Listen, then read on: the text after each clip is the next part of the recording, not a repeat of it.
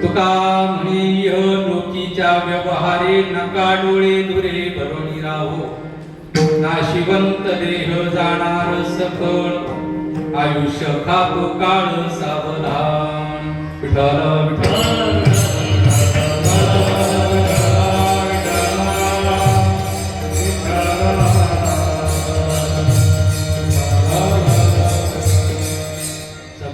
सरोजम सांद्र निलंबुदाभं जघन निहित पाणी मंडलम मंडलानां तरुण तुलसी माला कंधरं कंजनेत्रं सदय धवलहासं विठ्ठलं चिंतयामि पांडुरंगा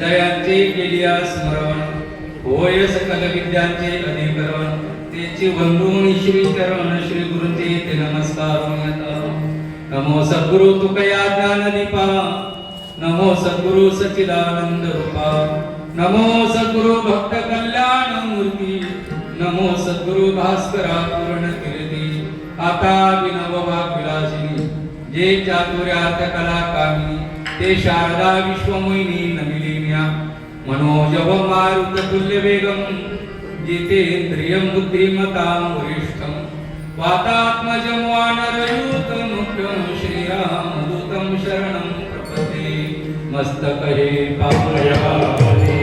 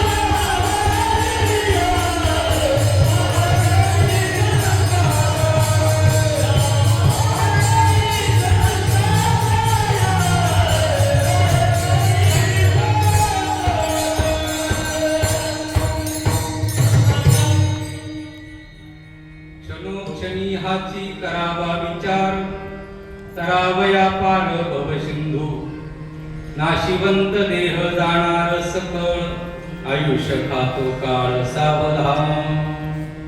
चिंतना करता निवडलेला अभंग देहू निवासी संत श्रेष्ठ जगद्गुरु श्रीमंत भगवान श्री तुकोबारा यांच्या अभंगगाथ्यातील उपदेश प्रकरणातील 4 चरणाचा आहे. या अभंगामध्ये श्रीमंत तुकोबारा संपूर्ण मानव जातीला उपदेश करतात. उपदेश करणारे श्रीमंत तुकोबारा आहेत आणि ज्यांना उपदेश केला ती संपूर्ण मनुष्य जाती आहे. आणि उपदेशाचा विषय जर बघितला तर संपूर्ण जीवाचा उद्धार झाला पाहिजे, जीवाचं कल्याण झालं पाहिजे, जीवाचं हित झालं पाहिजे असा मार्मिक असा उपदेश आहे.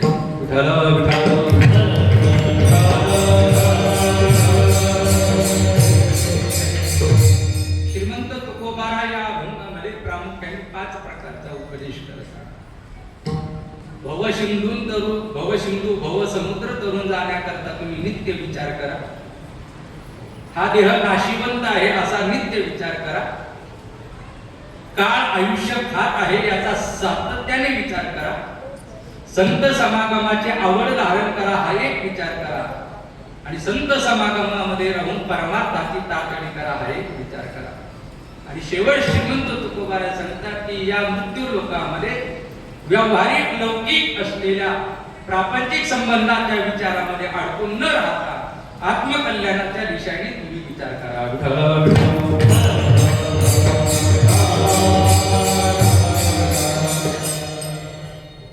शब्द सोपे आहे. अभंग अनेक वेळा ऐकलेला आहे. या अभंगावर कीर्तने सर्वांनी ऐकलेली आहे. वेगळं काही बोलण्यासारखं नाही. पण तरी देखील जास्त परिचयाचा अभंग असला, जास्त नेहमी कानावर पडलेला अभंग असला, नेहमी ऐकलेला अभंग असला की मनुष्य त्याच्या अर्थाकडे दुर्लक्ष करतात. त्याच्यावरती जास्त विचार माणसं करत नाही. त्यांना माहिती ह्या आम्हाला कळतच आणि हे आम्हाला माहितीच आहे अशी लोकांची धारणा आहे. आणि बहुतांशी आज लोकांना ऐकण्यापेक्षा बोलायला फार आवडतं. ऐकणारी माणसं कमी झाली, बोलणारी जास्त झाली. बरं का, उपदेशक फार झाली माणसं. थोडं कळू लागलं की माणसाला वाटतं हे मी सांगितलं पाहिजे आणि सांगायला सुरुवात करतो. ऐकणारी माणसं तर कमी झाली. आणि जेवढी माणसं ऐकत नाही तेवढी माणसं अधःपतनाकडे गेल्याशिवाय राहत. ऐकलं पाहिजे. मोठ्यांचं ऐकावं, ज्येष्ठांचं ऐकावं, श्रेष्ठांचं ऐकावं. ऐकल्यानंतरच आपल्याला कळणार. आणि दुसरा अजून एक मनुष्य समाजामध्ये आज आपण जर पाहिलं तर वातावरण असं आहे, सर्वांना असं वाटतं की मला सर्व कळतं. तुम्ही कुणालाही उपदेश करण्याचा प्रयत्न करा तो म्हणतो महाराज आम्हाला माहिती, महाराज आम्हाला समजतंय, महाराज आम्हाला कळतंय. त्याला जर विचारलं काय कळालं तर मग मात्र सांगता येईल, पण कळतं असं तो बोलत असतो. म्हणून ही परिचयाची अभंग आहे, नेहमी ऐकलेली अभंग आहे, नेहमी वाचणारी मनुष्य आपण माणसं आहोत. पण नेहमी वाचलं तरी आपण त्याच्या अर्थाकडे जात नाही, त्याच्या भावाकडे जात नाही, त्याचा असलेला जो सिद्धांत आहे त्या सिद्धांताकडे आपण जात नाही. अभंग अगदी खूप जुन्या परंपरेपासून जुनी मंडळी पण या अभंगावर नेहमी कीर्तन करायची. खूप लोकांनी या अभंगावर अनेक वेळा कीर्तन ऐकलेली आहे. पण अभंगाचे शब्द खूप महत्त्वाचे, त्याचा अर्थ खूप गहन आहे. त्याच्या अर्थाचा जर विचार करायला गेलो की मग आपल्याला आपला परिचय होतो की आपण किती पाण्यात आहोत.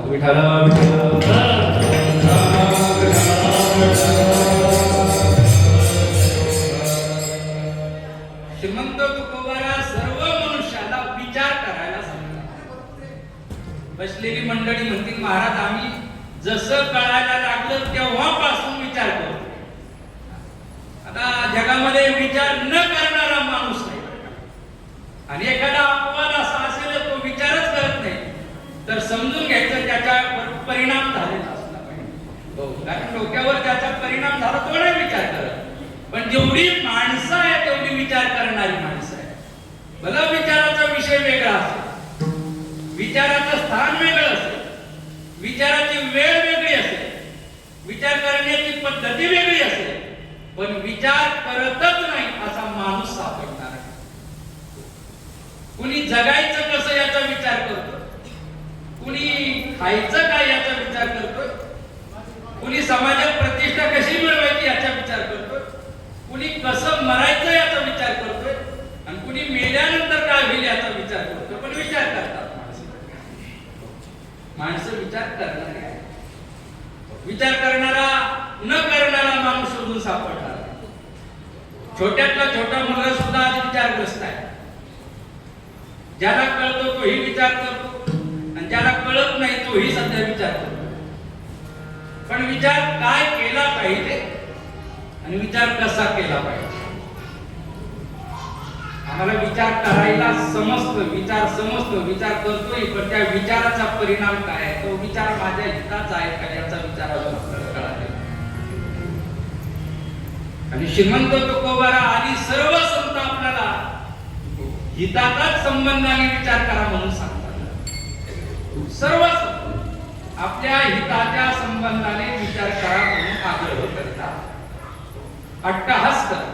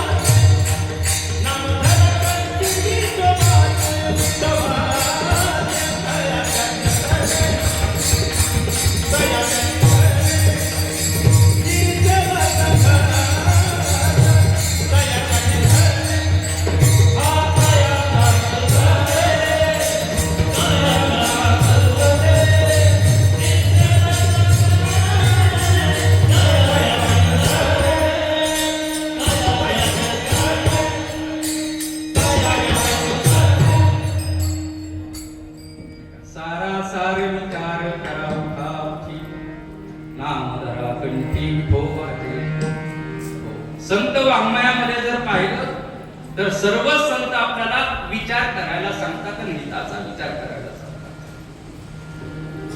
आजही श्रीमंत तुकोबाराय या अभंगामध्ये आपल्याला विचार करा म्हणून सांगताय. पण काय विचार केला पाहिजे आणि कसा विचार केला पाहिजे? तुकोबारायची भाषा अशी, तुकोबारा म्हणतात प्रत्येक क्षणाला विचार केला पाहिजे. आपण करतो विचार जेव्हा प्रसंग येतो तेव्हा करतो, जेव्हा काहीतरी संकट येतं तेव्हा विचार करायला आरंभ होतो आणि नको त्या गोष्टीचा विचार आपण करतो.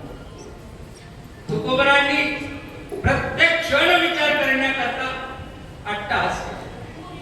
आणि कशाचा विचार करायचा? तर जन्म मृत्यूच्या या चक्रातून पार होण्याचा. आता या जन्म मृत्यूवरती खूप लोक बोलतात, खूप कीर्तन होतात. 10व्याला आहेत, 13व्याला आहेत, श्राद्धाला आहेत. मला वाटतं या मृत्यूवरती लाखो कीर्तन लोकांनी ऐकली, पण तरीही लोकांवरती मृत्यूचा फार परिणाम झालेला दिसत नाही.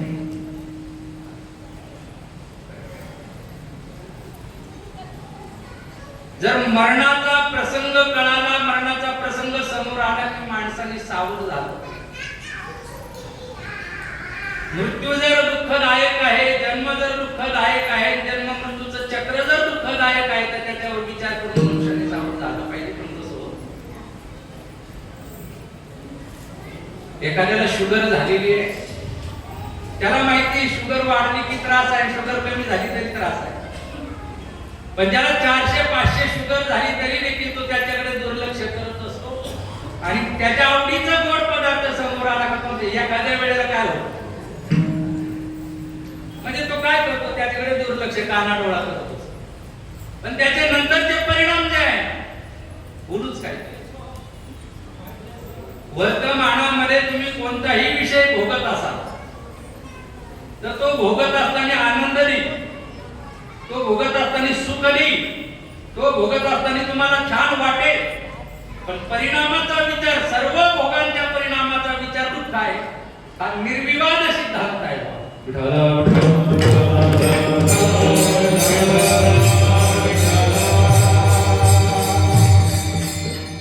म्हणजे कोणताही विषय भोगल्यानंतर आणि अतिविषयाचं सेवन झाल्यानंतर शारीरिक दुःख होणारच आहे, मानसिक दुःख होणारच आहे आणि सामाजिक कौटुंबिक दुःख पण होणारच आहे. पण त्याच्यापेक्षा पलीकडे जाऊन सांगतो तुम्हाला, पुढे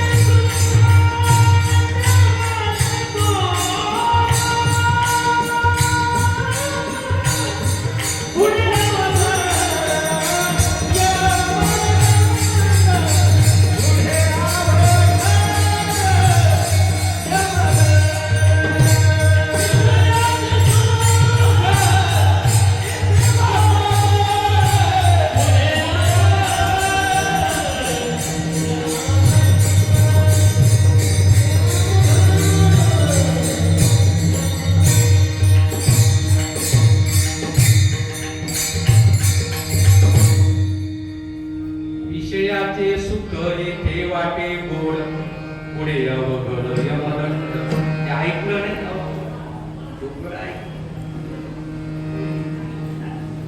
पण ऐकून त्यावर कधी विचार केलाय का? त्यावर कधी आपण चिंतन केलंय का?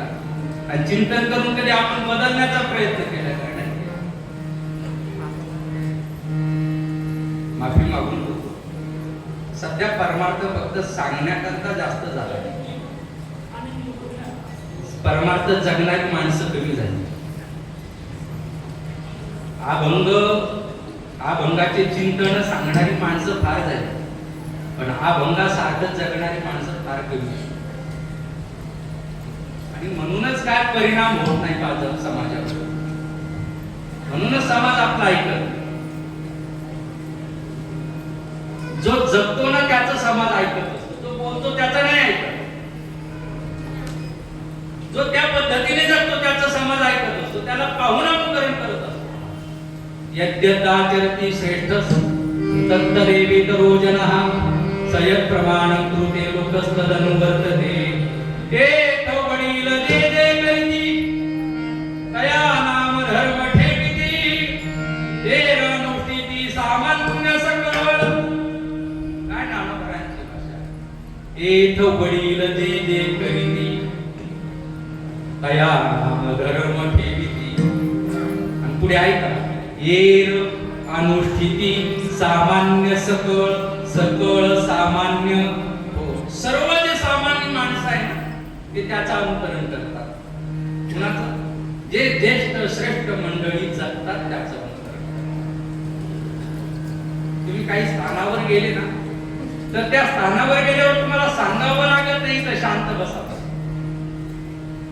काही स्थानावर गेल्यावर सांगावं लागत नाही तर स्वच्छता राखा. काही स्थानावर गेल्यावर सांगावं लागत नाही तर ध्यान करायला बसा. तिथे गेलं की आपोआप प्रवृत्ती होते. आपोआप म्हणजे त्या भूमीत गेलं की ते करावं वाटतं.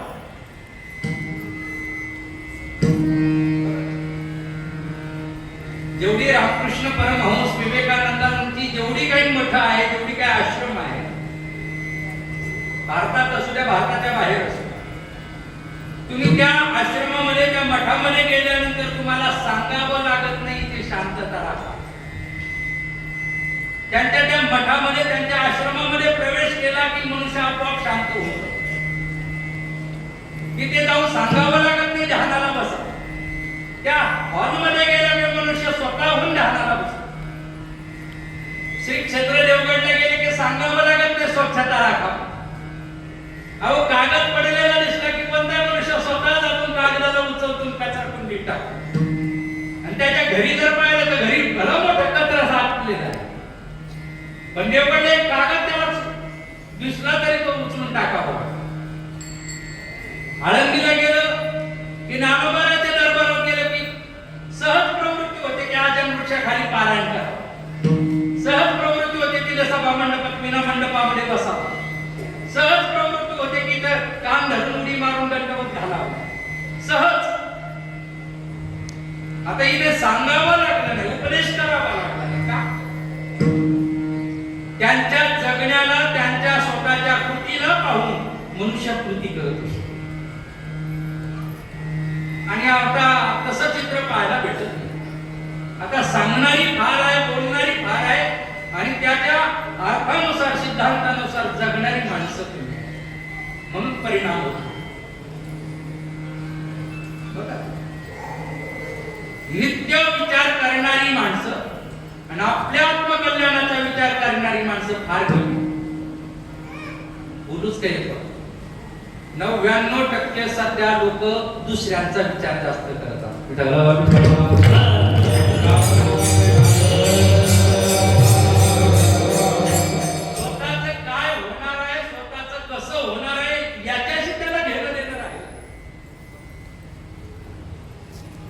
बहुतांशी माणसं दुसऱ्याचाच विचार करतात. आणि आमचे संत तर म्हणतात दुसऱ्याचा विचार करू नका, स्वतःचा विचार करा, आत्मचिंतन करा. आत्मचिंतन म्हणे ज्ञानेश्वर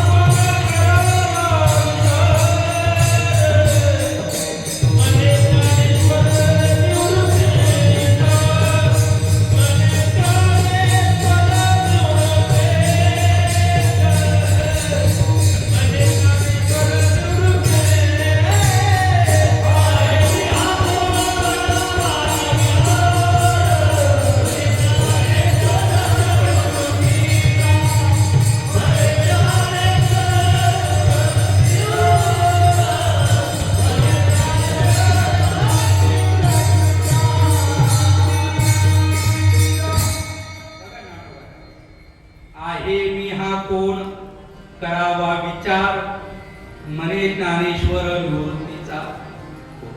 मी कोण आहे, मी कुठून आलोय, मी कशा करता आलोय आणि मी काय केलं पाहिजे असा विचार मनुष्याने केला पाहिजे स्वतःच्या संबंधाने. पण आता माणसं तसा विचार करत नाही. याचं काय होईल, त्याचं काय होईल, हा असाच आहे तो तसाच आहे आणि याच्यामध्ये आपलं आयुष्य व्यतीत करतो. प्रत्येकाने स्वतःचा विचार करायचा, खरंच मी कोण आहे. मला भगवंताने हे मनुष्याचं शरीर दान दिलं, इतकी सुंदर इंद्रिय त्याने दिली. या शरीराला देण्याच्या पाठीमागे त्याचा हेतू काय, त्याचा उद्देश काय. नेमके हे शरीर मला त्याने दान दिलं तर त्याच्या पाठीमागे त्याचं काय कारण असेल. बघा, भगवंताची सर्वात मोठी कृपा जर कोणती असेल तर त्याने आपल्याला हे शरीर, हा देह विनामूल्य दिलाय मला, विनामूल्य. छोटी जरी वस्तू घ्यायची ठरली तर तिला पैसे मोजावे लागतात. जगातली अशी कोणती वस्तू की ती फुकट मिळते सांग. जगामध्ये एकही वस्तू फुकट भेटत नाही. आणि अजून एक बोलतो, जगामध्ये एकही माणूस काहीच फुकट देत नाही.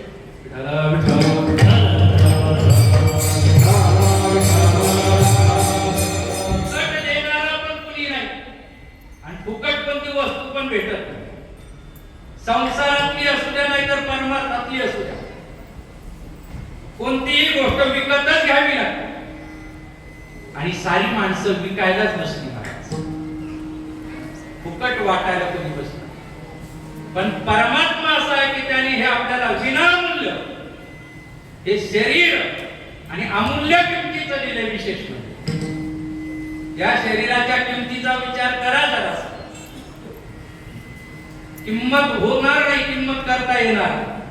एका अवयवाची किंमत, एका इंद्रियाची किंमत जर बघितली आणि त्याचं कॅल्क्युलेशन केलं तर आपल्याला हिशोब पण लागणार नाही महाराज, एवढ्या किमतीचं हे शरीर आहे.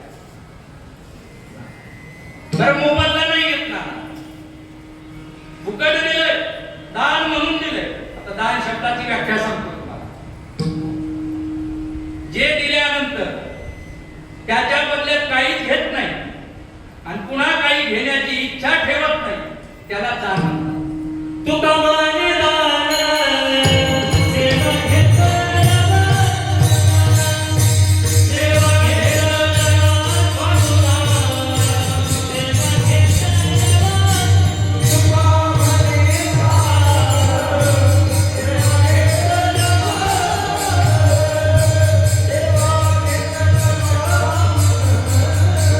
सेवा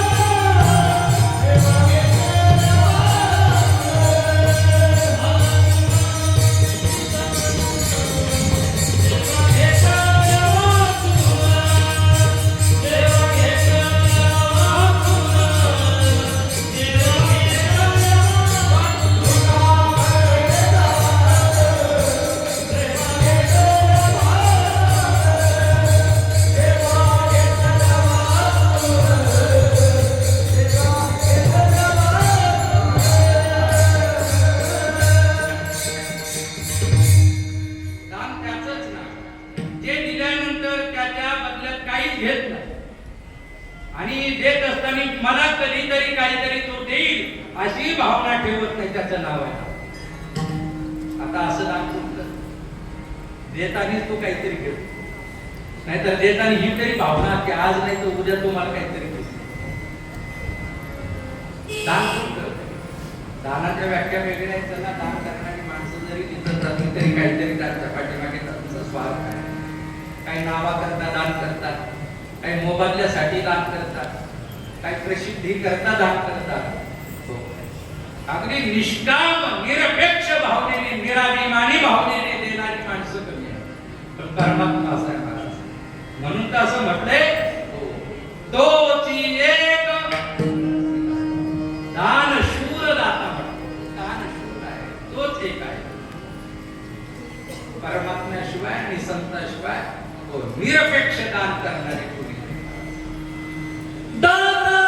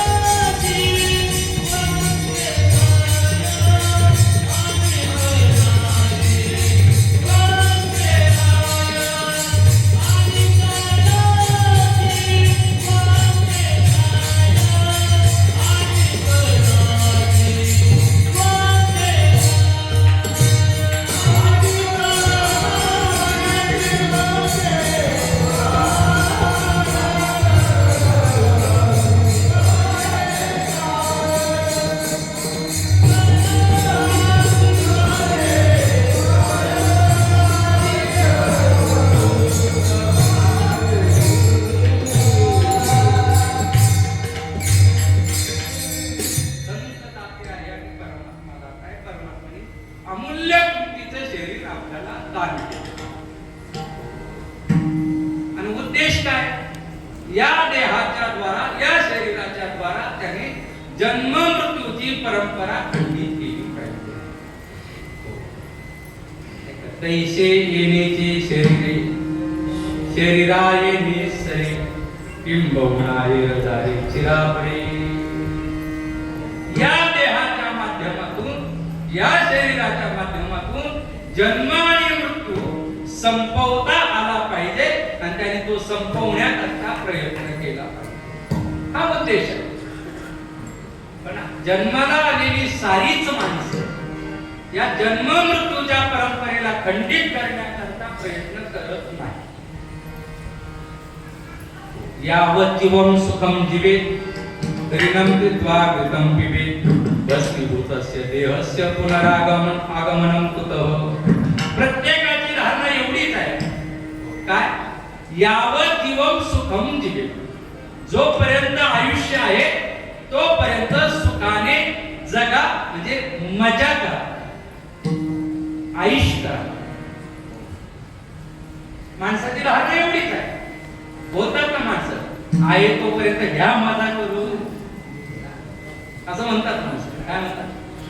आहे तोपर्यंत मजा करून घ्या म्हणतात. आणि त्यांना जर म्हटले का मजा करणं म्हणजे नेमकं का, ते म्हणतात खा प्या,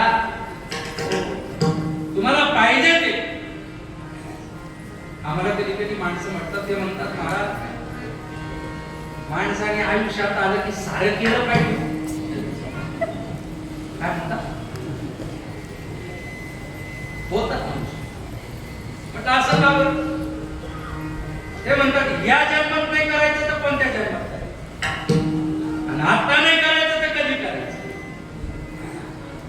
म्हणजे माणसाची काय धारणा आहे बघा. त्यांची चूक नाही. त्यांना बालपणापासून तेच संस्कार दिले गेले, त्यांच्या मनावर तेच बिंबवले गेले. आणि हे आजच्या या जन्मातलं नाही, अनादी कालापासून तेच संस्कार आहे. अनादी कालापासून तेच त्यांच्या मनावर बिंबवल्या गेला.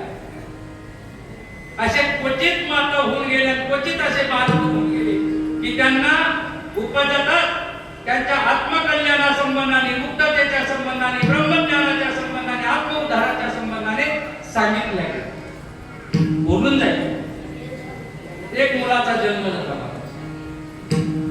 जन्माला आल्यानंतर प्रामुख्याने लहान मुलं रडत असतात. पण ते बालक रडलं नाही, हसलं नाही, बोललं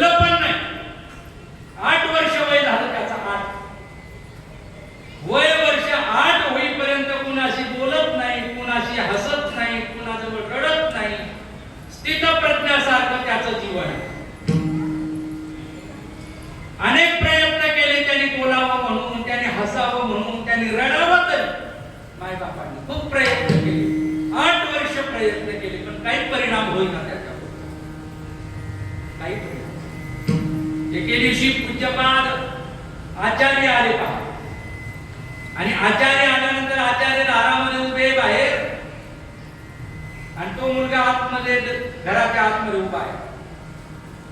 पूज्यपाद आचार्यांची त्या मुलाची नजरानजर झाली, आणि एकमेकांनी एकमेकांच्या डोळ्यामध्ये पाहिलं, आणि तो पोरगा संस्कृत मध्ये बोलायला लागला.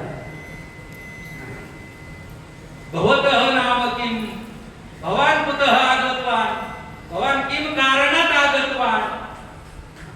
पूज्यपाद सांगू लागले, परिचय देऊ लागले, आणि दोघांच्या चर्चेचा आवाज घरामध्ये आईपर्यंत गेला. म्हणून आई आली आणि आई बघू लागली कोण बोलतंय, आणि आली तर हे दोघं जण संस्कृत मध्ये बोलतात. आईला आश्चर्य वाटले. 8 वर्षाचा मुलगा बोलला नाही, 8 वर्षाचा मुलगा हसला नाही, रडला नाही, आणि आज अचानक तो एका महात्म्यांच्या सोबत संस्कृत मध्ये बोलतो. म्हणून त्या पोराला आश्चर्याने विचारलं, का रे मग 8 वर्ष का बोलला नाही? त्या मुलाने उत्तर गोड दिलं. तो म्हटला, माझ्या लायकीचं कोणी भेटलं नाही, बोलू काय.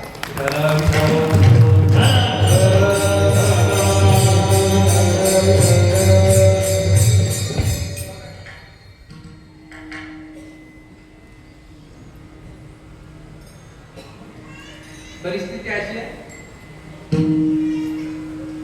जन्म मरणाच्या परंपरेला खंडित करावं म्हणून कुणीच का बोलत नाही, कुणीच का विचार करत नाही, कारण त्यांना ते संस्कार दिले, त्यांना ते वारंवार सांगितलं गेलं. आणि ज्यांना ज्यांना सांगितलं की सर्व मंडळी आत्मउद्धार करताना गाडीली. आपले मायबाप आपल्याला काय सल्ला देतात, काय शिकवतात, काय संस्कार देतात. क्वचित असे मायबाप आहे मला, ते सांगतात मुलाला की तू गाथा पारायण कर दर महिन्याला, तू ज्ञानेश्वरीचं पारायण कर दर महिन्याला, तू भागवताचं पारायण कर वर्षातून एकदा. क्वचित मायबाप, क्वचित. रोज सकाळ संध्याकाळ तू गीतेचं पारायण केलं पाहिजे आणि हनुमान चालीसा वाचली पाहिजे, असं आपल्या मुलांना ठणकावून सांगणारे किती मायबाप आहे. बोला किती आहे. मी दुसऱ्याचं सोडून देतो, पण माळकऱ्यांच्या, परमार्थिकाच्या, वारकऱ्याच्या, महाराजाच्या घरात सुद्धा हा कायदा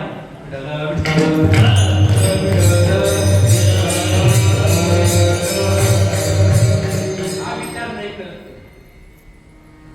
आत्मकल्याणाच्या संबंधाने विचार करणारे, जन्म मरणाच्या संबंधाने विचार करणारी माणसं फार कमी आहे. आणि आमच्या संतांना आग्रह असा आहे, त्यांचा अट्टहास असा आहे की प्रत्येक जीवाने आत्मउद्धाराकरता विचार केला पाहिजे. प्रत्येक जीवाने जन्म मृत्यूच्या परंपरेतून सुटण्याकरता विचार केला पाहिजे, प्रयत्न त्याच्यासाठी केले पाहिजे.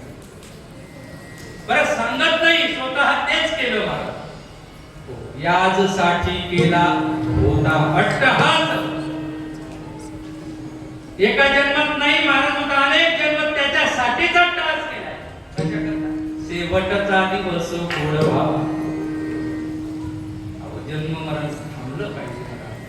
त्या जन्म मरणाच्या संबंधाने विचार करून बघा, कधीतरी एकटे बसून बघा.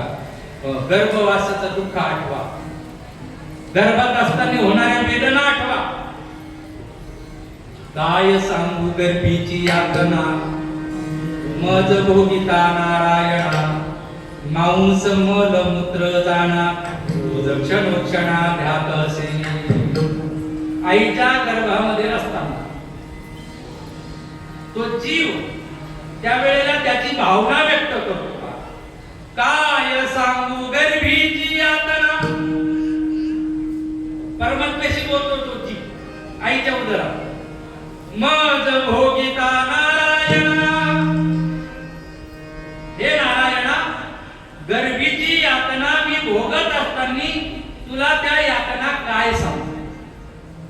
मांस मल मूत्र जाणा, हे नारायणा, या आईच्या गर्भामध्ये मांस मल मूत्र हे सर्व आहे, आणि याच्यात मी राहत असताना आता तू सोडून मला कुणाचं चिंतन करावं असं वाटत नाही, तू सोडून कोणाचं ध्यान करावं असं वाटत, म्हणून तुझं ध्यान करतो. तू जक्षणोक्षणा ध्यात असे. काय गर्वाचं दुःख आहे. कीर्तनात ऐकतात माणसं,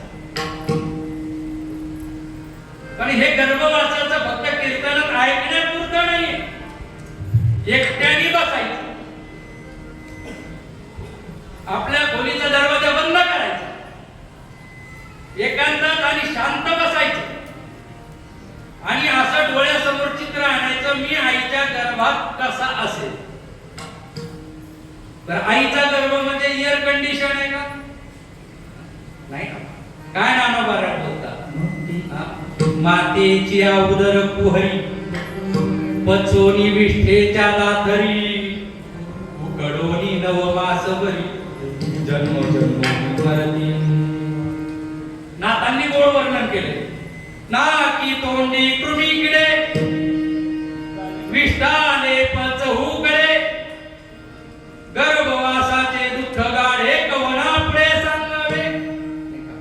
विष्ठाले पचहूकडे, आईच्या उदरामध्ये सर्व बाजूने विष्ठा, मल तो मूत्र ते सर्व आहे.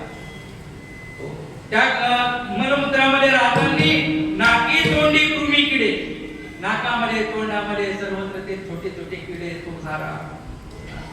ते गर्भवासाचं दुःख विचार करायचा एकट्याने बसून की आईच्या उदरात कसं असेल. ते गर्भवासाचं दुःख साधारण दुःख नाही. आता 11:30 पावणे 12 होत आले आणि आता 9 9:30 वाजल्यापासून गरम व्हायला लागले.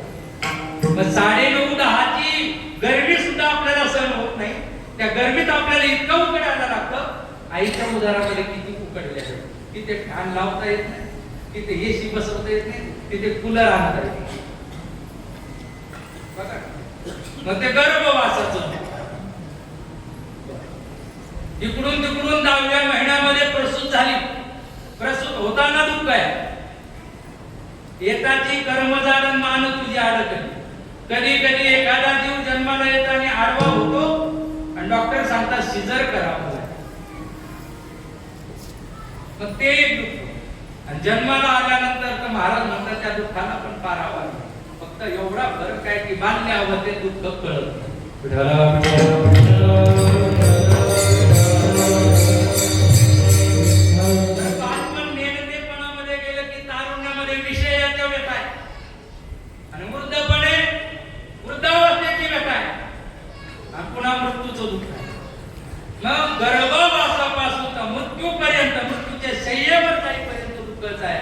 त्याच्यानंतरही अग्नी संस्कार झाल्यानंतर पुढे आपल्या कर्माचा दुष्परिणाम भोगायला पुन्हा तयार व्हायचं ते.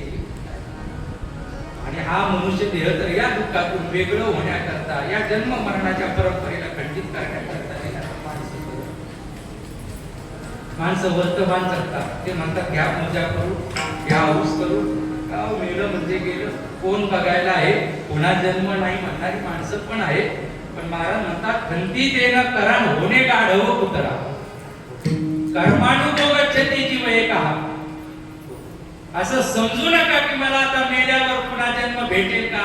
महाराज म्हणतात तुमच्या कर्मानुसार तुम्हाला जन्म घ्यावाच लागेल आणि तो जन्म घेतला की तुम्हाला ते भोगावंच लागेल. भोगावंच लागेल. असा माणूसच नाही की त्याला भोगायला मिळालं. अहो देवाने कर्म केलं की त्यालाही भोगावं लागलं आणि देवाच्या बापाने काही कर्म केलं की त्याच्या बापालाही भोगावं लागलं. सामान्याची काय करता. परियेसे गव्हारा सादर अभंग वाचा पूर्ण, लक्षात घ्या. कर्मे दशरथ वियोगे मेला म्हणतात. कर्मे श्रीराम वनवासा गेला. कर्मे रावण क्षय पावला आणि वियोग घडला सीताली. कर्माने दशरथांना वियोगाने मारावं लागलं. कर्माने प्रभू रामांना वनवासाला जावं लागलं. कर्माने रावणाचा क्षय झाला, नाश झाला आणि कर्माने सीता मातेला वियोग झाला. तो का म्हणे कर्म रेखा न चुके ब्रह्मादिका महाराज. कुणाला ते कर्म सुटलं नाही, सोडत नाही, कर्माचे परिणाम भोगावे लागतात. फरक एवढाच आहे, जैशी करणी वैसा फल आज नाही तो निश्चित कर. काहींना आज भोगावं लागेल, काहींना उद्या भोगावं लागेल, पण भोगावं. केले कर्म झाले म्हणतोय आपण, तेची भोगा आले म्हणतोय आपण. हे कळतंय सर्वांना. केलेले कर्म भोगावेच लागतील. आपल्या दुष्कर्माचा परिणाम दुःखच आहे हे सर्व कळतंय, सर्व समजतंय, तरी मनुष्य दुष्कर्म करतो. खोटं बोलल्यावर पाप लागेल माहिती, तरी खोटं बोलतो. मांसाहार करून दारू पिऊन पाप लागतंय, शारीरिक मानसिक कौटुंबिक हानी होते कळतंय, तरी मनुष्य तेच करतो. निंदा केलेली पाप लागते हे कळतं, तरी माणूस निंदाच करतो. द्वेष केलेली पाप लागते, तरी मनुष्य द्वेषच करतो. अहंकार नरकाला घालतो हे माहिती, तरी अहंकार सोडायला तयार नाही. आणि माणसाने तर हे केलं पाहिजे. आणि आता जर नाही सावध झाला, आता जर नाही केलं, तर पुढे आपल्या हातामध्ये संधी नाही. गेले होण्या मागे न चले काय, सत्ता संपदा राहील ठाईच्या ठाई. पुढे संचित जाईल ग्वाही तुका म्हणे तय्यमा.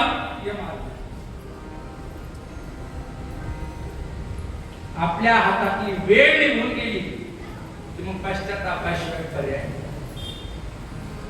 म्हणून आता जे राहिले आयुष्य, त्या आयुष्यामध्ये एकच विचार करायचा.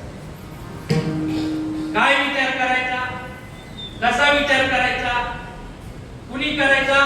सर्व जीवन सर्वांनी करायचा. काय करायचा? जन्म मृत्यूच्या चक्रातून मी पार कसा होतो, या जन्म मृत्यूच्या भवसमुद्रातून मी पलीकडच्या किनाऱ्याला कसा, हा विचार करायचा. माणसं म्हणतील महाराज बस एवढ्या मुलाचं लग्न झालं का विचारायला सुरुवात होते. काय म्हणते महाराज एवढ्या मुलाला एकदा कुठेतरी चिकटून दिलं का मग विचार करायला सुरुवात होते. काही माणसं म्हणतील महाराज बस आता थोडं राहिलं, एवढी इकडली ही 10-5 चक्कर घेतली की मग सुरूच करतो विचार. महाराज विचार मी उद्या करेल, परवा करेल, नंतर करेल, हे झाल्यावर करेल, असं जर तुम्ही ठरवत असाल तर महाराजांना मान्य. महाराजांना का मान्य? कारण ग्रास गिळी सत्ता हाती. जनभंग रहे, जनभंग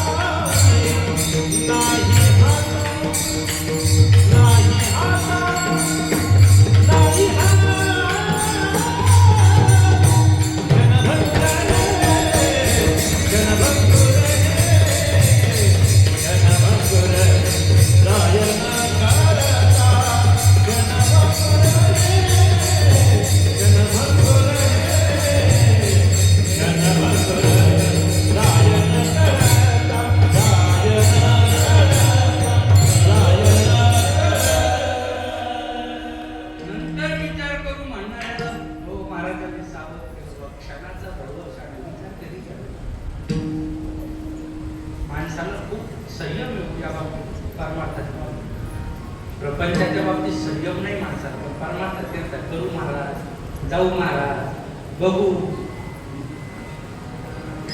महाराज.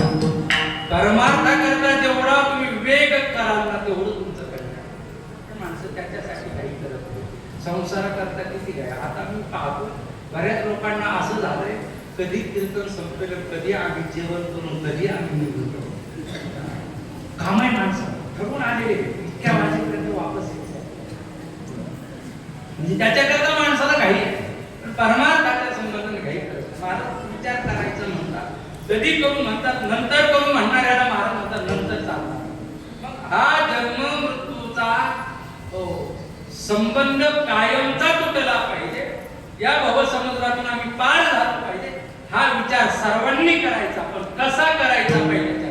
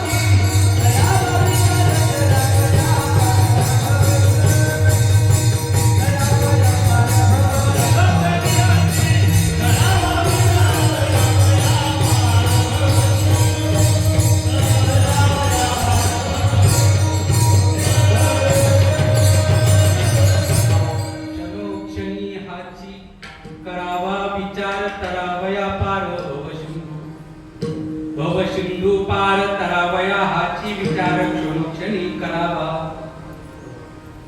किती शब्द किती सहज आहे. प्रत्यक्ष हाच विचार करा की मी भवसिंधू कसा पार होऊ. जन्म मरण माझं कसं संपेल हाच विचार प्रत्यक्ष करा. प्रत्यक्ष विचार करा. माणसाला वेळ माणूस म्हणतो मला वेळच आहे आणि हा विचार करायला तर विसरूनच नाही. विसरूनच गेलाय. मरण विसरला, जगणं विसरला. मला कधी कधी प्रश्न पडतो, सकाळी उठल्यापासून तर रात्री झोपेपर्यंत माणसं इतका सायास करतात, इतके कष्ट करतात, इतकी धावपळ करतात. त्यांना जर विचारलं कशा करता, उत्तर नाही हो. इतकी धावपळ करून काय मिळवायचं तुम्हाला? इतके सायास करून काय मिळवायचं तुम्हाला? जे मिळवायचं ना त्याला तुम्ही सुख म्हणता, जे मिळवायचं त्याला तुम्ही समाधान म्हणता, जे मिळवायचं त्याला तुम्ही परमानंद म्हणता, जे मिळवायचं त्याला तुम्ही कल्याण म्हणता. पण हे कशात आहे? हे जे तुम्ही ज्याच्यामध्ये धावपळ करतात त्याच्यातून नाही मिळणार. तुम्ही केलेल्या धावपळीने सुख नाही मिळणार. तुम्ही जी मेहनत घेता त्या मेहनतीने तुम्हाला आनंद नाही भेटत. बघा पटत असं. जे काही करतात त्याच्यातून सुख नाही भेटणार. सुख मिळण्याचं साधनच वेगळं, आनंद मिळण्याचं साधनच वेगळं. रात्रंदिवस प्रपंचामध्ये अट्टहास केल्याने तुम्हाला शाश्वत सुख नाही भेटत, नित्य सुख नाही भेटत, दुःखरहित सुख नाही भेटत. आता इथे सारे संसार करणारी, प्रपंच करणारी या संसार करता करता प्रपंच करता करता ज्या करता आपल्याला आपण आलो तेच केलं.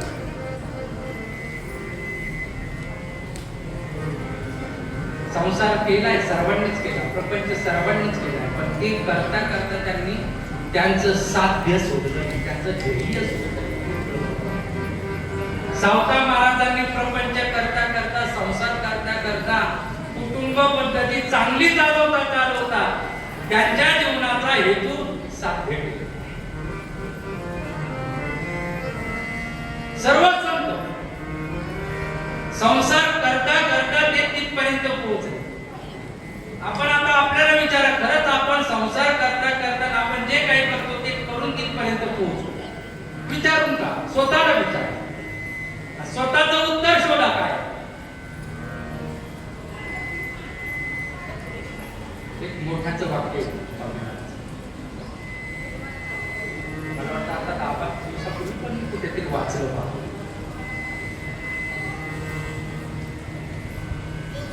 त्यांचा संसार परमार्थ होता. हल्ली परमार्थ करणाऱ्याचा परमार्थ सुद्धा परमार्थ आहे, तो संसार.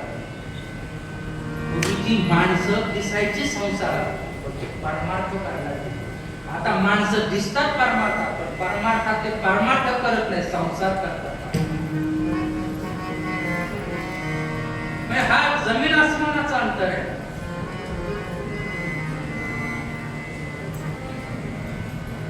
त्या मंडळींनी जर तोच प्रपंच तोच संसार करून जर त्यांचं साध्य प्राप्त केले, जन्म मरणातीत झाले, परमात्म्याच्या भेटीपर्यंत ते पोहोचले, परमात्मा त्यांच्या संगतीत राहू लागला, तर आपण जे करतो त्याने आपल्याला खरंच आपण तिथपर्यंत पोहोचू का? विचार करा. काही भजन करतात तर त्यांनी विचार करा की आम्ही एवढं भजन करतो, ते भजन करून आम्ही खरंच त्याच्यापर्यंत जाऊ शकतो का? तो आम्हाला भेटू शकतो. जे कीर्तन करतात त्यांनी विचारा की आम्ही एवढी कीर्तन केली, एवढी कीर्तन करतो, त्या कीर्तनातून आम्हाला तो भेटेल का? तो दर्शन देईल का? जे कथा करतात त्यांनी पण विचार करा, जे अनुष्ठान करतात त्यांनी पण विचार करा, जे पारायण करतात त्यांनी पण विचार करा, जे तीर्थयात्रा करतात त्यांनी पण विचार करा, जे परिक्रमा करतात त्यांनी पण विचार करा. आणि हे केल्यानंतर आम्हाला खरंच तो भेटेल का? आम्ही तिथपर्यंत जाऊन का? आमचं जन्म मरण खरंच यांनी संपेल. खरंच पटणार नाही, हे खरं आहे. कारण खरं पटत नसतं, पटू असतं. ते पटणं अवघड आहे, पचवणं अवघड. आपण केलेल्या परमार्थाचा आपल्यालाच विश्वास नाही की माझ्या परमार्थाने मला तो भेटेल.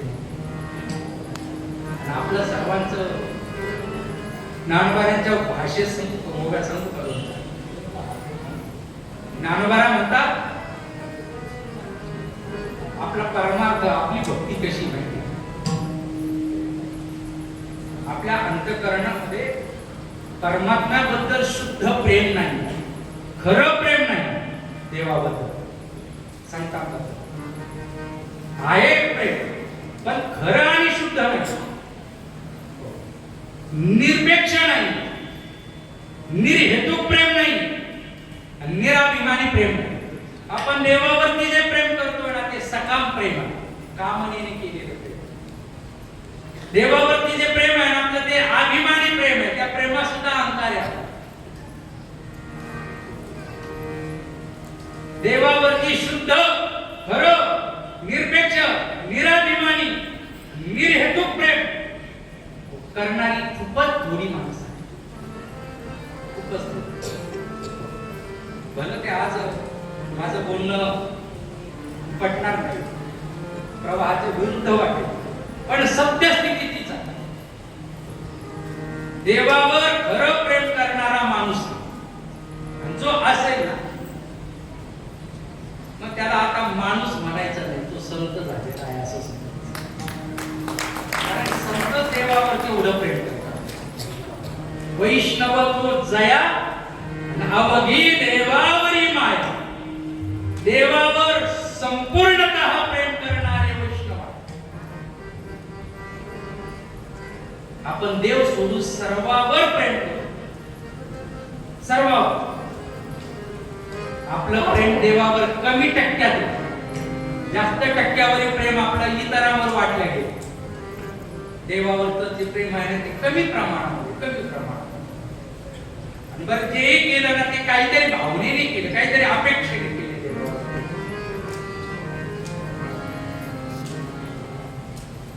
आपलं भजन, आपली साधना, आपला परमार्थ आपल्याला देवाची प्राप्ती करून देईल असा विश्वास अजून आपल्याला करतोय तर करतो सारं बरोबरच आहे. म्हणून तर तुकोबारांना म्हणावं लागलं मार्ग का म्हणे नको वरपंग देवा घ्यावी माझी सेवा भावशी.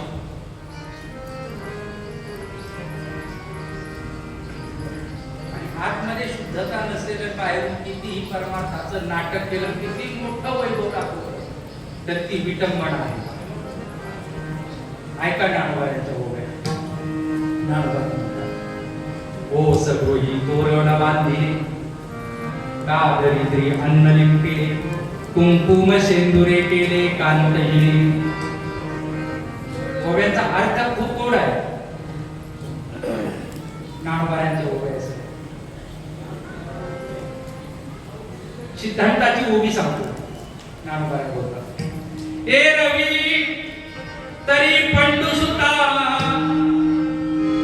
आता शुद्ध नसता बाहेरील कर्म तत्वता विटंबुगा.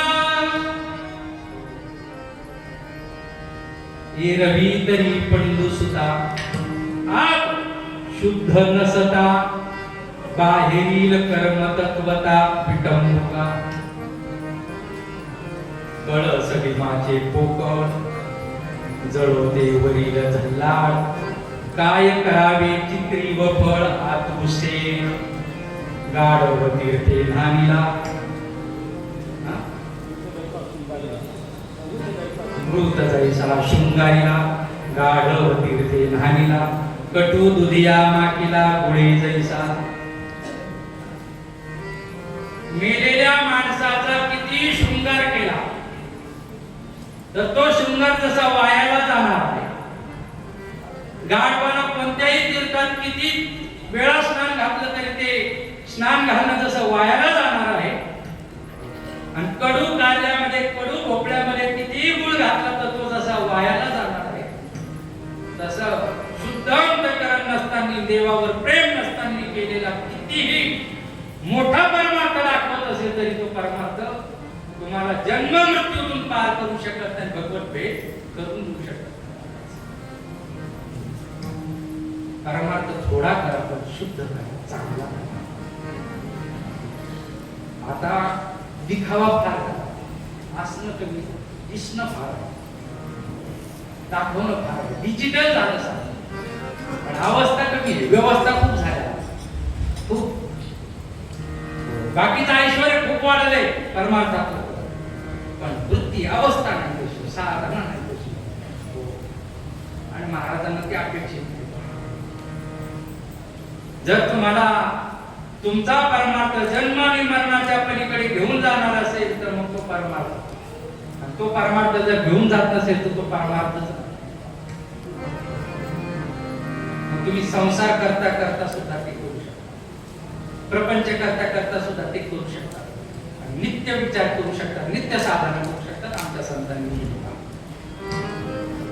नित्य काम सोडलं नाही, पण त्या कामालाच परमार्थ समजलं, त्या कामालाच पूजा समजली, त्या कामालाच भगवंत समजले. ऐका किती गोड गोड. आगा सर्वात्मक ईश्वरा स्वकर्म कुसुमांची विरा पूजा केली होया परा दोषाला कांचे गोबे कर्मे ईशू भजावा. संसारातलं प्रत्येक कर्म करत असताना ते कर्म म्हणजे माझा परमात्मा असा भाव असतो. शेताकडे पाहताना परमात्मा म्हणून पहा, व्यवसायाकडे पाहताना परमात्मा म्हणून पहा, हो नोकरीकडे पाहताना परमात्मा म्हणून पहा, आणि त्या भावनेने करा. तसं करत नाही आपण, म्हणून आपली केलेली परमार्थिक साधना कधी. आमच्या संतांनी कोणतेही कर्म करायला गेले तर ते कर्म ईश्वर अर्पण बुद्धीने केलं पाहिजे, ईश्वर समजून केलं. ब्रह्मार्पणम ब्रह्म अवीर किंवा यत करोशी यद असनाशी यत जो होशी नदाशी यत तपस्येसी कौते तत्पुरुष व मदर्पण. जे जे कर्म निपजे ते थोडे बहु न मागिते आणि निवांतची अर्पिते माझे अशी भावना. मग काम सोडायचं नाही, कर्म सोडायचं नाही, त्या कामालाच परमात्मा समजा, त्या कामालाच परमार्थ समजा, त्या कामालाच भक्ती समजा असा भाव बनवा तसा. आणि मग ते काम करता करता करता करता प्रत्येक क्षण आत्मउद्धाराचा संबंध प्रत्यक्ष. एक क्षण पण वाया जाऊ द्यायचा नाही. क्षणोक्षणी हाची करावा विचार, प्रत्येक क्षणाला हा विचार करायचा. तरावया पार भवशी म्हणजे कसं, काय मी उद्धार पावेन, काय कृपा करील नारायण, ऐसे तुम्ही सांगा संतजन, करा समाधान चित्तमन. हा विचार करायचा, माझा उद्धार कशाने, माझ्यावर परमात्मा कृपा कधी करेल आणि कशी करेल. खरं बोला, तुम्हाला खरंच वाटतंय का मला देव भेटला पाहिजे? खरंच वाटतंय? किती जण आहे अशी की त्यांना मनापासून वाटतं मला देव भेटला पाहिजे? वा.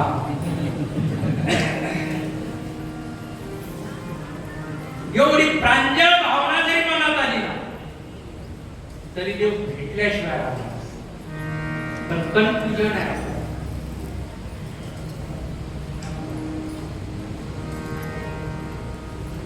ती बरीच माणसं अशी की त्यांना असं वाटतं मुख्यमंत्र्यांनी एकदा तरी भेटावं, मोदी साहेबांनी एकदा तरी भेटावं. माणसाला, मोठ्या माणसांना भेटण्यात आनंद वाटतो. ते भेटले की त्यांची जाहिरात खूप वर्षानुवर्ष करतात. मोदी साहेबांना भेटले, मंत्र्यांना भेटले. पण कुणालाच असं वाटत नाही मला देव भेटला पाहिजे.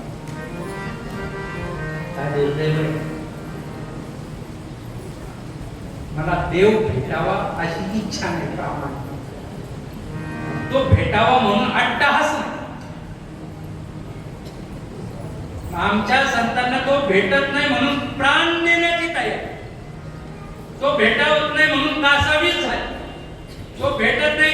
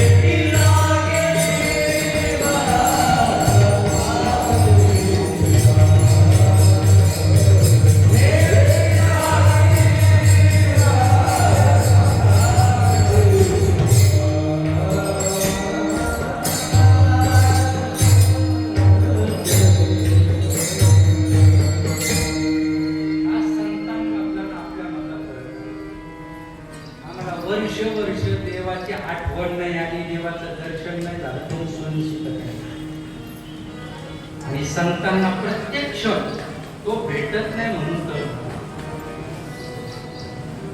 जीवना वेगळी मासोळी तैसा तळ.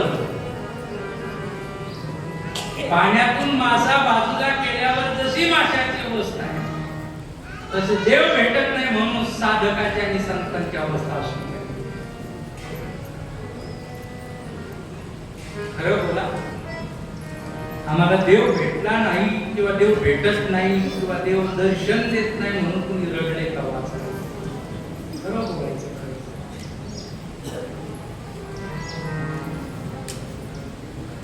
तुमचा मुलगा तुमची मुलगी महिनाभर तुमच्याशी बोलत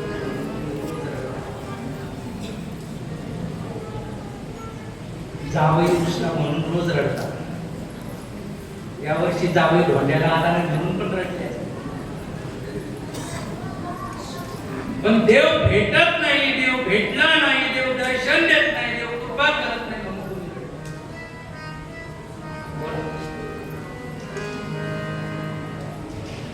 रडले. झालं 2-3 तास संपवला.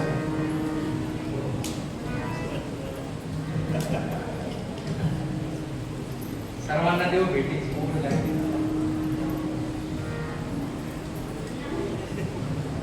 कीर्तन काय ऐकायची, प्रवचन काय ऐकायची, कथा काय ऐकायची, अजून लोकांना काय परंपरा म्हणून ऐकतायत. आता चालू आल्या परंपरा ठेवतात, कीर्तन ऐकायची, जाऊन बसावं लागतं. माणसं फक्त आता ठेवलंय म्हणून येऊन बसतात. कारण कीर्तन संपेपर्यंत जेवणाच्या पंक्तीत पण नसतात. मग काही नाही ना जायचं. पण खरं बोलू का, कीर्तन आपण आपल्या आत्मकल्याणाकरता ऐकायचे. आपल्याला काहीतरी त्याच्यातून गोड झालं पाहिजे याच्याकरता.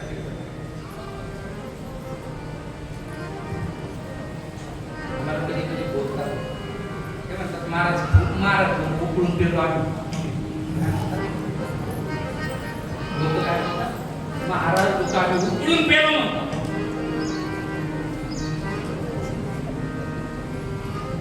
काही अधिकारीची भाषा पण तसं. आम्ही लय मोठे मोठे बाबा पाहिले, ऐकले, नाव घेतात. अधिकारीच्या भाषेने बोलतात. त्याचं कीर्तन ऐकलंय, श्रद्धा नाही, प्रेम नाही, निष्ठा नाही, समर्पण नाही, अंतःकरणामध्ये त्याचा भाव नाही. अहो तुम्ही बाकीच्यांचं बघा जरा, आपल्या परंपरेवर, आपल्या धर्मावर, आपल्या संतांवर, आपल्या देवावर, आपल्या ग्रंथावर काय प्रेम आहे. आणि आपण आपल्या धर्माची किती मोठी विडंबना बोलायचं. देव भेटत नाही, देव भेटला नाही म्हणून कुणी रडले नाही. देव माझ्यावर कृपाच करत नाही म्हणून कुणी जेवण सोडलंय का? सांग.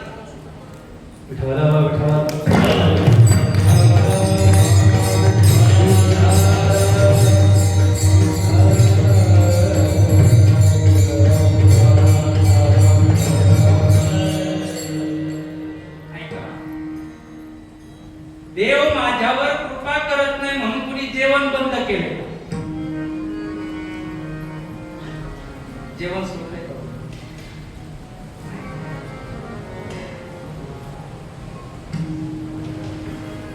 देव कृपा करत नाही म्हणून कुणी जेवण सोडलं. माझ्या तुकोबारांना देव भेट देत नाही म्हणून तुकोबारा अनुष्ठान करतात, अन्न पाणी करतो. 13 दिवस झाले निश्चक्र करिता, अजूनही पवशी अनंता माय बापा. 13 दिवस अन्न पाणी सोडलं का? देव मला भेटला पाहिजे. अभंग गाथा बुडवली त्यावेळी राहत नाही. तुकोबाराची भाषा आहे, पाषाणाची भोळ घेऊनी बैसलास, कायगा ऋषिकेशी म्हणावे तू दगडाची भोळ पांघरून बसला. म्हटले अजून मला भेट देत नाही. 13 दिवस झाले. आणि आता जर तुम्हाला भेटला नाही, बघा तू उभा राहा. तुका म्हणे आता प्राण मी त्यजीन आणि हत्या मी घालीन तुझं. मी माझा प्राण त्याग करेल आणि तुझ्यावर मी तू माझ्या हत्येला जबाबदारी असं लिहून ठेवेल. काय वाटतं असं? देव भेटावा म्हणून अन्न पाणी वर्षे कोणी इथं बसलेल्या पाहिजे की देव भेटावा म्हणून जेवण बंद केलं, देव भेटत नाही म्हणून रडतोय, देव भेटत नाही म्हणून त्याला सर्वचे सर्व निरस वाटतं असं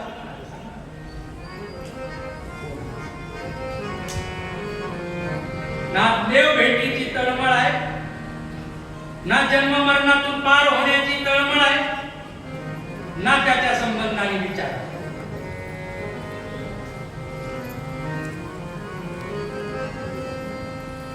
आणि महाराज तर म्हणतात तुम्हाला प्रत्यक्ष तोच विचार करा,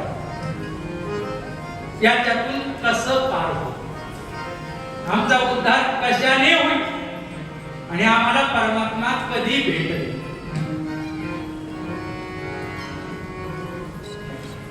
उसावेशी हेची वाटे जे जे भेटे तयास, देव कृपा करील मज काय लाज राहील.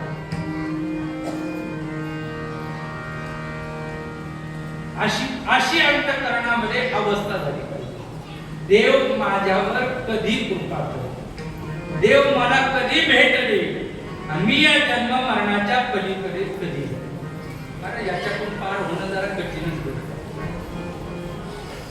करिता विचार तो हा दूर संसार नुल्लंघवे पार ब्रह्मादिका सामर्थ्य.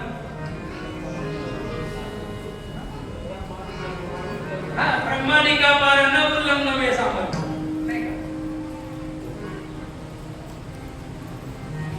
येथे एकची लीला तरले जे सर्व भावे मज भजले तया आईल घडिये सरले माया. देशामहम समुद्धता मृत्यू संसार सागरा भवामी न चिरा पार्थ मय्या वेशित चेतसा. दैवी येशा गुणमयी मम माया दुरत्ते. याच्यातून पार होणारे फार मनुष्यानाम सहस्रेश. पण ज्ञानोबारांनी त्याच्यावर काट मारली. ज्ञानोबारा म्हणतात हजारो ते घालत आस्तेची या महापुरी रिगताती कोटीवरी आणि प्राप्तीच्या पहिलं तरी मी पाहिला पाहू एक का बरं? कारण एवढी आत्मोद्धाराची तळमळ असणारे फारच कमी आहे.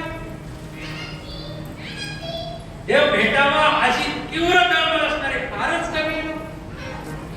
जन्म मरण संपावं म्हणून हा विरत प्रयत्न करणारे फारच कमी आहे.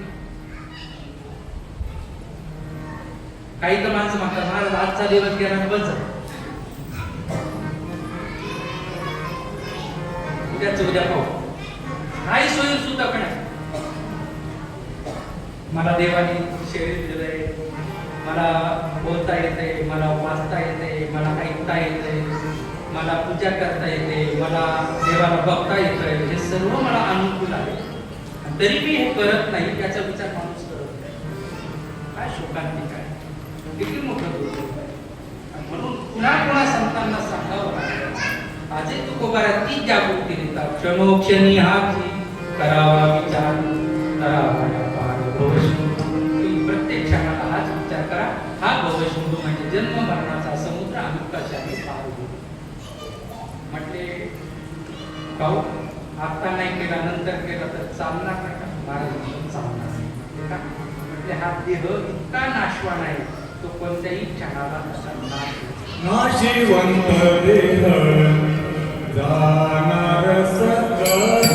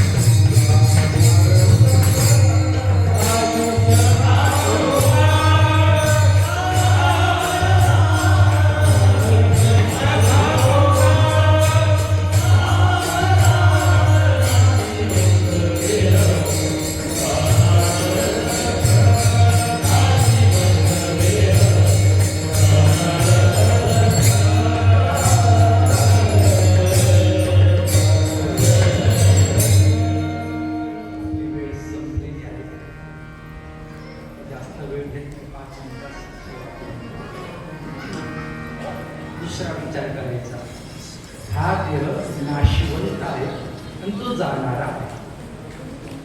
मग तो जाण्याच्या अगोदर मी भवसिंधू पार कशाने होईल हा प्रत्यक्ष विचार करायचा. जाण्याचा आपण सारे मंडळीचा अंकार, लाईट जाण्याच्या अगोदर घरातलं सर्व आवरावरी करणं शहाणपणाचं लक्षण आहे. जोपर्यंत प्रकाश आहे तोपर्यंत घरातली सर्व आवरावरी केली पाहिजे, झाकपाक केली. आणि अंधार पडल्यावर तुम्हाला ते करता येणार. शहाणपण तेच, जोपर्यंत प्रकाश आहे तोपर्यंत सर्व आवरून घ्यायचं. तसं जोपर्यंत नाशवान असलेलं शरीर जात नाही तोपर्यंत भवसिंधूतून पार होण्यासाठी प्रयत्न केला. कशाने मी पार होईल याचा नित्य विचार केला पाहिजे आणि तेच केलं पाहिजे. म्हणून मला म्हणतात, आयुष्य खातो काळ सावरवा, आपल्या आयुष्याला काळ खात आहे. असं गोड अभंग आहे. आज श्री क्षेत्र रांजणपूर या ठिकाणी कैलासवासी राजेश किसन पिळी त्यांचं हे प्रथम वर्ष श्राद्ध आहे, पुण्यस्मरण. आयुष्यभर आपल्या प्रपंचाची जबाबदारी पार पाडून तिथेच टिळकनगर रिटायर होईपर्यंत सेवा केली.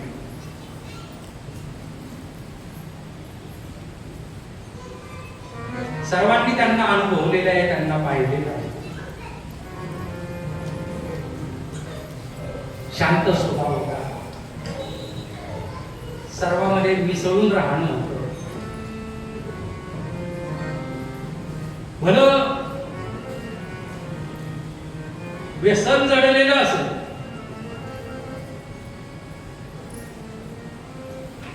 व्यसन सुटलं नाही, पण मनाचा चांगला माणूस होता.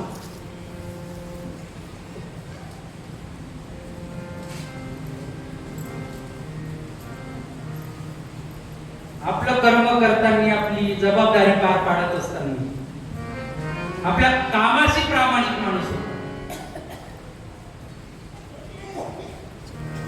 माझ्यासोबत तीर्थयात्रा ही केल्या सर्व कुटुंबात, आणि त्यांच्याच त्या कुटुंबामध्ये एक हरिभक्त जन्माला आला.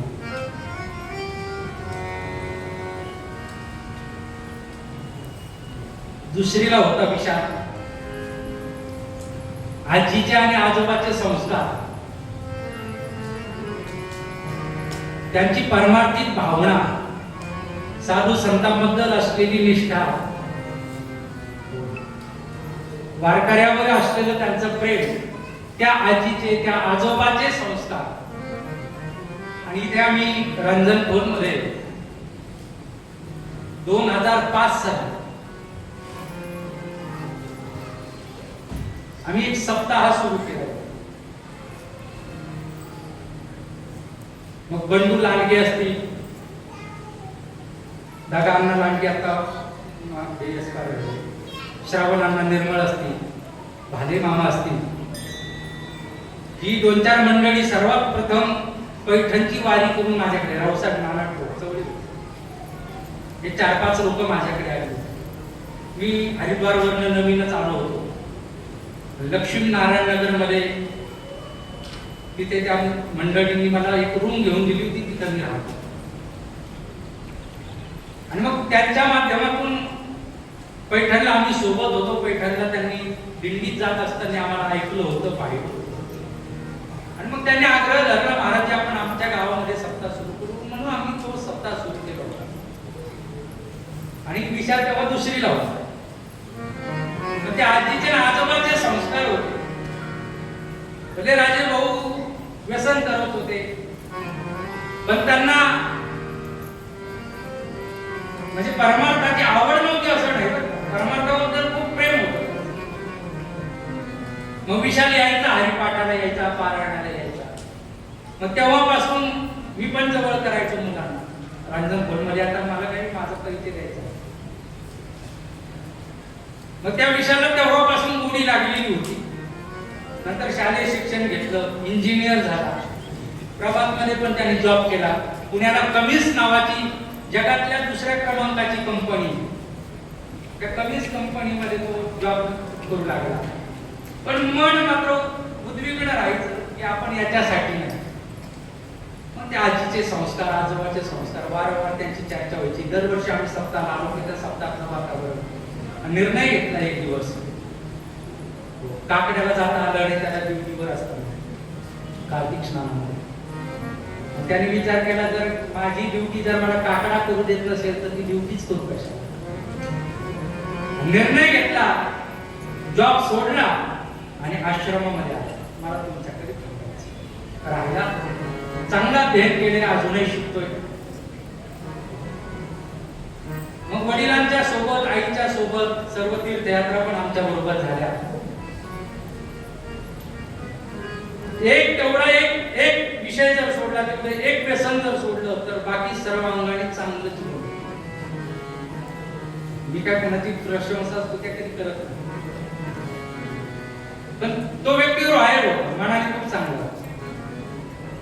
संतांबद्दल, महाराज लोकांबद्दल आदर होता, प्रेम होता, मोकळा बोलायचा. आणि आज वर्ष झालंय आम्ही यात्रेलाच गेलो होतो. यात्रेमध्ये असताना पण त्रास